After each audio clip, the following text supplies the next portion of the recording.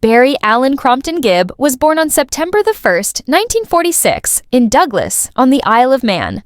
Over the decades, he became one of the most respected and enduring figures in the history of modern music. As the second of 5 children born to Hugh and Barbara Gibb, Barry grew up surrounded by rhythm and melody. From a very young age, his extraordinary gift for crafting songs and his natural sense of musicality made him stand out. By his teenage years, Barry was already building the foundation for what would become one of the greatest vocal groups of all time, the Bee Gees. Along with his younger twin brothers, Robin and Maurice, Barry relocated with his family to Redcliffe, Queensland, Australia in the late 1950s. There, the boys performed at local venues, refining their harmonies and stage presence.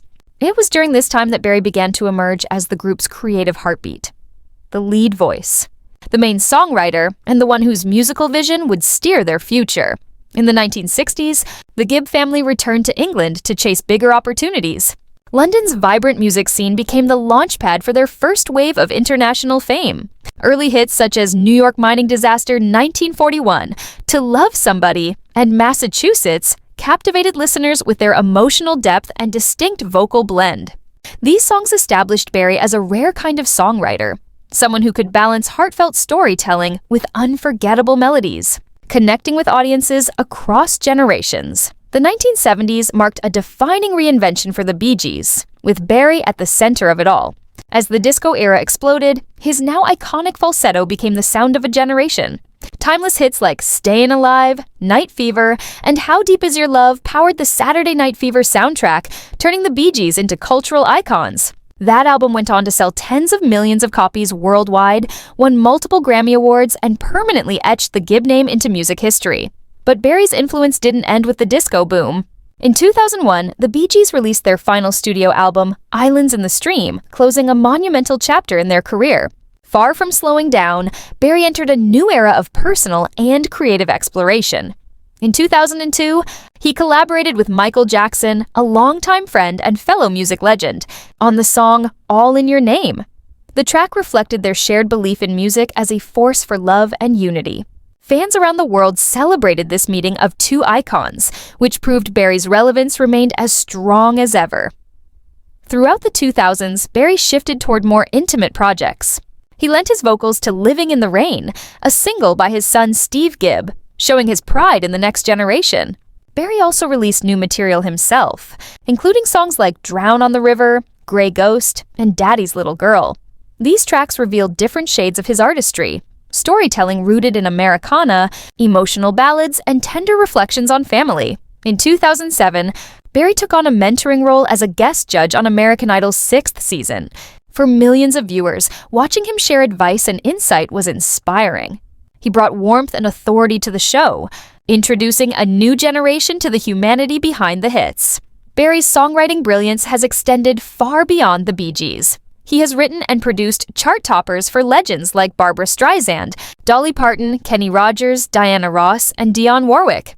His ability to move fluidly between pop, R&B, and country cemented his reputation as one of the most versatile creators in the industry, despite unimaginable personal loss, including the deaths of his brothers Maurice in 2003 and Robin in 2012. Barry has continued to carry the Bee Gees' legacy with strength and grace. His resilience through tragedy has made him not only a musical icon, but also a symbol of perseverance. His contributions have been recognized with countless honors. In 1997, the Bee Gees were inducted into the Rock and Roll Hall of Fame, and in 2018, Barry was knighted for his services to music and charity, becoming Sir Barry Gibb. On the personal front, Barry's journey began with his first marriage to Maureen Bates on August 27, 1966, when he was still a rising star in his late teens. Though their relationship ended after fewer than 4 years, it was a formative time as he learned to balance love and fame. A few years later, on his 24th birthday, September 1st, 1970, Barry married Linda Gray, a former Miss Edinburgh. Their marriage became a rock-solid foundation throughout his career. Together, they raised 5 children: Stephen, Ashley, Travis, Michael, and Alexandra. Barry often speaks of Linda as his anchor through the highs and lows of global stardom. For decades, Barry Gibb has carried not only his family's incredible musical legacy, but also the friendships he built with some of the greatest artists of the 20th century.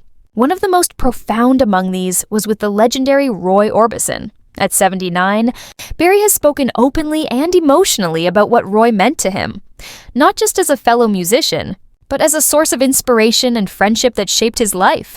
Roy had one of the most extraordinary voices I have ever heard, Barry said. It wasn't just singing. It was like he was pulling something straight out of the heavens. You could feel every ounce of pain, joy, and longing in that voice. Nobody could do what Roy could do. As a young artist coming of age with his brothers, Barry saw Orbison's music as a revelation. While Elvis Presley may have sparked the dream, songs like Crying, Only the Lonely, and Oh, Pretty Woman taught Barry about vulnerability and emotional honesty. Roy's songs weren't just catchy, Barry explained. They were heartbreaking. He made you feel like he was singing your story.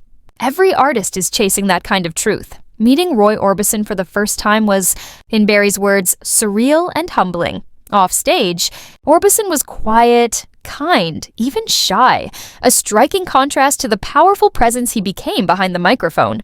Barry described watching him transform on stage as like witnessing magic. The Bee Gees and Roy crossed paths many times over the years, and each encounter left a deep impression. Barry admired Roy's humility in an industry full of ego. He didn't need to say much, Barry reflected. His music spoke louder than words. That's what made him truly powerful. Barry also recognized the parallels in their careers, the soaring highs, the personal tragedies, and the unexpected comebacks. After dominating in the early 1960s, Roy faced personal loss and a commercial downturn. But in the late 1980s, he experienced a stunning revival through the Traveling Wilburys, alongside Bob Dylan, Tom Petty, Jeff Lynne, and George Harrison. Watching Roy return to the spotlight was incredible, Barry said. It was like the world finally caught up to what some of us had always known. Roy was timeless. Orbison's sudden passing in 1988, at just 52, left Barry devastated. I felt like the world lost one of its greatest treasures, he admitted. But I was grateful to have heard him live, met him, and called him a friend. Even today, Barry says Roy's influence lingers every time he steps into a studio. There's always a part of me that asks, would Roy approve? Would he think this is real? Because Roy never faked anything. That's his legacy to all of us. In his closing reflections, Barry described Roy Orbison not simply as a singer, but as an emotion, a spirit, something bigger than all of us. He credits Roy with teaching him that music isn't about showing off. It's about telling the truth. After a lifetime of hits, heartbreak, and resilience, Barry Gibb's words at 79 serve as both a tribute and a heartfelt confession. To legacy, The Man in the Dark Glasses, and the last surviving brother of the Bee Gees remain forever intertwined through honesty, melody, and memory.